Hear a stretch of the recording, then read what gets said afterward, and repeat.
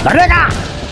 Saudara-saudara, rakyat jelata di seluruh Indonesia, terutama saudara-saudara di kota Surabaya, kita semuanya telah mengetahui bahwa hari ini tentara Inggris telah menyebarkan pamflet-pamflet yang memberikan suatu ancaman kepada kita semua. Kita diwajibkan untuk waktu yang telah mereka tentukan menyerahkan senjata-senjata yang telah kita rebut dari tangan tentara Jepang. Mereka minta supaya kita datang pada mereka dengan mengangkat tangan. Mereka minta supaya kita datang pada mereka dengan bawa bendera putih, tanda kita akan menyerah kepada mereka. Saudara-saudara, di dalam pertempuran-pertempuran yang lampau, kita telah menunjukkan bahwa rakyat Indonesia di Surabaya, pemuda yang berasal dari Maluku, Sulawesi, Pulau Bali, Kalimantan, Sumatera, Aceh, Tapanuli, dan seluruh pemuda Indonesia yang ada di Surabaya ini, di dalam pasukan mereka masing-masing dengan pasukan rakyat yang dibentuk di kampung-kampung, telah menunjukkan satu pertahanan yang tidak bisa dijebol, telah menunjukkan satu kekuatan sehingga mereka terjepit di mana-mana hanya karena taktik mereka yang licik. Dari mereka itu, saudara-saudara, dengan berdatangan presiden dan pemimpin mereka ke Surabaya ini, maka kita diminta untuk tunduk, memberhentikan pertempuran. Tapi hari ini mereka telah memperkuat diri mereka, dan sekarang inilah keadaannya. Saudara-saudara semuanya, dengarkan saya. Kita bangsa Indonesia yang ada di Surabaya, kita terima tantangan tentara Inggris itu. Dan kalau pemimpin tentara Inggris yang ada di Surabaya ingin mendengarkan jawaban rakyat Indonesia, ingin mendengarkan jawaban seluruh pemuda Indonesia di Surabaya, hai, dengarkanlah ini tentara Inggris, dengarkan ini jawaban kita, ini jawaban Surabaya, ini jawaban pemuda Indonesia kepada kau sekalian. Hai tentara Inggris, kau menghendaki bahwa kita akan membawa bendera putih untuk takut kepadamu. Kau menyuruh kita untuk angkat tangan kepadamu. Kau menyuruh kita membawa senjata-senjata yang telah kita rampas dari Jepang untuk diserahkan kepadamu. Kau tahu itu akan mengancam kita, kau akan menggempur kita dengan kekuatanmu. Tetapi dengarkan ini tentara Inggris, selama banteng-banteng Indonesia masih mempunyai darah merah yang dapat membuat secari kain putih, merah dan putih, maka selama itu kita tidak akan mau menyerah kepada siapapun juga. Saudara-saudara rakyat Surabaya, siaplah keadaan genting. Saya peringatkan sekali lagi, jangan mulai menembak. Baru kalau kita ditembak, kita akan diserang mereka. Tunjukkan bahwa kita benar-benar orang yang ingin merdeka. Karena itu saudara-saudara, lebih baik kita hancur lebur daripada tidak merdeka. Semboyannya kita tetap merdeka atau mati. Dan kita yakin saudara-saudara, pada akhirnya pastilah kemenangan jatuh ke tangan kita. Sebab Tuhan selalu berada di pihak yang benar. Selamat bertarung, selamat berperang. Tuhan melindungi kita sekalian. Merdeka!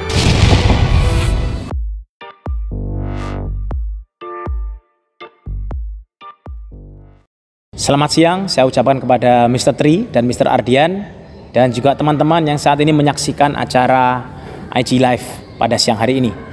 Perkenalkan, nama saya Bung Tomo. Nama kecil saya Sutomo. Saya lahir pada tanggal 3 Oktober 1920 di Surabaya. Dan saya dibesarkan di keluarga kelas menengah, dan keluarga saya sangat menghargai dan menjunjung tinggi pendidikan. Saya mempunyai hubungan darah dengan beberapa pendamping dekat Pangeran Diponegoro. Pada usia muda saya sudah aktif dalam organisasi KBI, yaitu Kepanduan Bangsa Indonesia. Dan pada usia 17 tahun, saya menjadi terkenal karena saya menjadi orang kedua di Hindia Belanda yang mencapai peringkat Pandu Garuda. Saya memiliki minat yang sangat kuat pada dunia jurnalisme. Berikut ini perjalanan karir saya di jurnalis. Ya, saya pernah menjabat sebagai wartawan lepas pada harian Sura Umum di Surabaya pada tahun 1937. Juga sebagai redaktur mingguan Pembela Rakyat di Surabaya pada tahun 1939. Saya juga pernah bekerja di kantor berita tentara pendudukan Jepang, yaitu Dome, bagian menerjemahkan dalam bahasa Indonesia untuk seluruh Jawa Timur di Surabaya pada tahun 1942 dan 1945.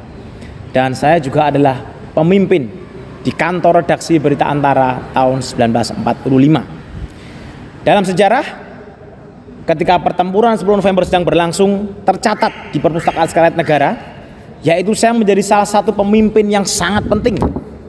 Kenapa?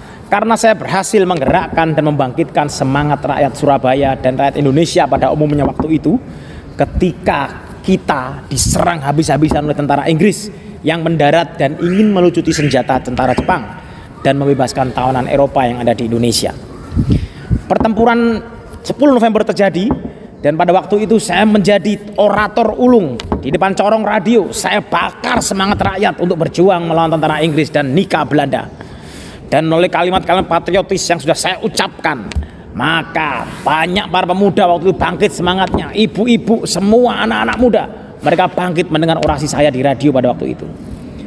Pada kesempatan kali ini saya ingin berbagi beberapa value kepada kalian semua yang mendengarkan ini. Saya Bung Tomo akan men-sharingkan yang pertama, kita harus tekun sejak kecil. Ya, saya mengalami ketekunan ini sejak usia muda dan saya tekun di dunia jurnalistik sehingga saya bisa mencapai jabatan tertinggi sebagai wartawan. Dan saya punya pengaruh waktu itu untuk bisa menjadi orang yang mempengaruhi masyarakat lewat media karena saya ada di posisi tertinggi. Karena itu tetaplah tekun. Yang kedua, saya punya kelebihan dalam orasi. Saya punya keberanian dalam orasi. Saya bakar semangat para pemuda waktu itu. Saya bakar semangat mereka supaya mereka tidak kendor, supaya mereka tidak menyerah walaupun melihat musuh memiliki senjata yang sangat komplit. Tapi kita hanya berbekal semangat dan niat yang tulus. Itu yang menjadi pegangan saya waktu itu. Dan kemudian yang ketiga, saya mau bilang pada kalian semua, sebagai orang Indonesia, pertahankan harga diri bangsa Indonesia. Ingat, pertempuran 10 November, inilah pertempuran yang sangat-sangat penting. Dan itu membangkitkan harga diri kita semua. Dan sila ketiga Pancasila adalah persatuan Indonesia. Seluruh pemuda bersatu, seluruh pemuda berjuang mati-matian mempertahankan harga diri bangsa yang telah diproklamirkan pada tanggal 17 Agustus 1945. Yang keempat, milikilah jiwa kepemimpinan. Pengaruhi orang lain. Saya banyak mempengaruhi orang-orang dan saya bangkitkan mereka untuk bisa mempengaruhi orang lain juga menjadi pemimpin-pemimpin yang berguna. Dan kalau kamu ada dalam komunitas, buatlah perubahan. Saya selalu berambisi dan punya keinginan untuk bisa membangun kepentingan orang banyak di atas kepentingan saya. Dan yang terakhir, seorang anak muda haruslah menjadi anak yang ramah dan tetap mencairkan suasana dimanapun kalian berada. Banyak orang bilang saya orang yang tegas. Banyak orang bilang saya adalah orang yang keras. Tapi sebenarnya saya adalah orang yang suka bercanda. Dan saya selalu mengajak orang. Saya selalu tersenyum kepada orang. Sehingga mereka nyaman ketika berbicara dengan saya. Dan dengan demikian, maka kalian akan menjadi pemuda yang bisa diterima oleh banyak orang. Dan bisa berdampak dimanapun kamu berada. Jadilah agen-agen perubahan. Merdeka! Halo, sampai berjumpa kembali. Halo semuanya, ketemu lagi dengan kita, Mr. Radian dan Mr. Tree. Ya, oke Mr. Radian. Hari ini kita akan menjelaskan tentang panduan kegiatan kolaborasi Bahasa Indonesia dan Personal Development Program kelas 11. Benar, Mr. Tree. Ya, yaitu dengan bentuk kegiatan proyek apa Mr. Radian? Namanya adalah Speak Up Competition. Speak Up Competition. Ya, apa itu Speak Up Competition Mr. Radian? Ya, jadi Speak Up Competition ini adalah salah satu upaya dari sekolah MDC untuk bisa melatih siswa dan memberikan siswa kemampuan soft skill, yaitu berupa kemampuan berbicara di depan umum, sekaligus kemampuan untuk menyusun naskah, ya, skrip pembicaraannya, dan juga bisa mengambil makna dari tokoh-tokoh yang akan diperankan. Ya, dalam hal ini adalah tokoh-tokoh yang menginspirasi siswa untuk diperankan dalam proyek Speak Up ini, Mr. Wah, luar biasa. Nah, dari tujuan untuk kegiatan ini diadakan untuk apa, Mr. Radian, untuk para siswa? Ya, yang pasti ya, yang pertama ya, melatih kepercayaan diri. Ya, karena mereka harus berperan dengan total ya, menjadi tokoh yang mereka yang menginspirasi mereka itu. Yang kedua juga melatih kemampuan mereka berbicara tentunya ya. Nah, dalam hal ini kan setiap orang itu diberi Tuhan karunia untuk berbicara, dan tentunya setiap orang punya kelebihan ya. Mungkin ada yang intonasinya seperti apa, ada yang di mana bisa mengucapkan kata-kata penting itu dengan penekanan-penekanan tertentu, dan kemudian juga sekaligus ada jeda dalam pembicaraannya ya, dan kemudian bisa membedakan mana poin-poin penting dan mana poin-poin yang sebagai pendamping saja, seperti itu. Biasa Mr. Radian ya. Ya. Baik. Kalau nanti kegiatan ini dalam bentuk proyek apa Mr. Radian? Nah, jadi ini adalah kolaborasi antara pelajaran personal development ya dengan pelajaran bahasa Indonesia ya. Kebetulan gurunya adalah Mr. Tri untuk personal development dan bahasa Indonesia adalah Mr. Ardian ya. Jadi dua pelajaran ini sama-sama berkolaborasi dan kita sudah melakukan beberapa tahapan waktu itu ya. Untuk di bahasa Indonesia sendiri, siswa sudah menentukan tokohnya siapa. Kemudian menyusun naskahnya, skripnya, dan kemudian di dalam skrip itu sendiri mereka sudah memilah-milah menjadi what, why, how. Jadi siapa mereka, apa alasan mereka menjadi seperti itu ya, dan bagaimana atau tips-tips apa yang ingin mereka bagikan untuk orang-orang yang mendengarkan. Ya, dan di personal development juga kita bersama-sama yang lalu sebelum kegiatan ini diadakan, kita juga membuat podcast. Oh, mantap. Branding ya, branding tentang personal branding dari tokoh inspirasi melalui TikTok atau Reels di Instagram Mas Radian. Dan itu anak sudah membuat dengan sangat bagus sekali Mas Radian. Luar biasa. Hai semua, kalian pasti tahu kan ini siapa? Ya, ini adalah Raden Ajeng Kartini Jojo Adiningrat, atau yang bisa kita kenal sebagai R.A. Kartini. R.A. Kartini terkenal akan emansipasi wanita dan pahlawan nasional. R.A. Kartini lahir. Kalian sudah pasti mengenali Emma Watson, aktris yang telah mencapai kesuksesan di usia muda dalam karir aktingnya dengan perannya sebagai Hermione Granger di film-film Harry Potter dan banyak lagi peran-peran di film-film lainnya. Emma Watson. Halo guys, siapa sih yang nggak tahu sama Reza Rahadian? Salah satu aktor termahal asal Indonesia yang lahir di Bogor pada tanggal 5 Agustus 1987 ini pasti sudah tidak asing. Baik. Nah, untuk selanjutnya bagaimana bentuk untuk kegiatan kita yang akan anak-anak akan lakukan bersama-sama. Kita sudah bersama-sama membuat dan merumuskan bahwa anak-anak nanti akan bersama-sama join Zoom ya. Mereka akan join Zoom sebelum live bersama-sama dengan Mr. Tri dan Mr. Adian. Jadi semuanya wajib berkumpul di Zoom bersama-sama.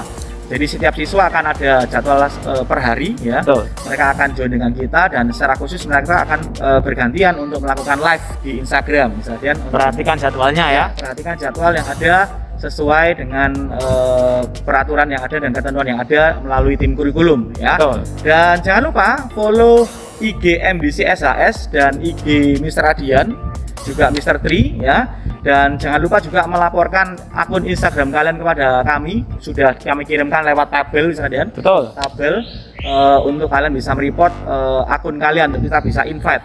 Dan kemudian berapa waktu yang diberikan Mr. Adian? Nah, jadi Mr. Adian dan Mr. Tri sudah menyepakati ya. Kalau kemarin Mr. Adian di kelas bahasa Indonesia sempat menyebutkan sebuah durasi.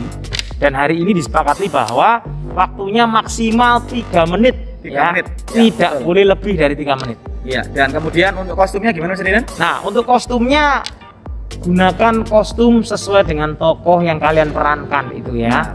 Jadi Mr. Adian ini kan juga mengambil penilaian dari sisi drama juga ya. Jadi kalian mengambil totalitas kalian dalam memerankan tokoh itu dengan busana kalian, dengan gaya bicara kalian ya.